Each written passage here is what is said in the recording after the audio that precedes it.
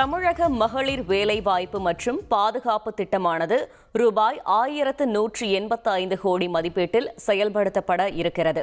ரூபாய் 1185 கோடி நிதி வழங்கி உலக வங்கி அனுமதி அளித்திருக்கிறது.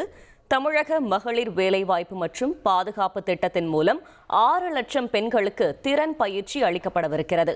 18,000 மகளிருக்கு சுய தொழில் தொடங்குவதற்கான பல்வேறு பயிற்சிகள் மற்றும் உதவிகள் வழங்கப்படவிருக்கிறது. அது தொடர்பான முக்கிய செய்தியை நாம் தற்பொழுது பார்த்துக் கொண்டிருக்கிறோம்.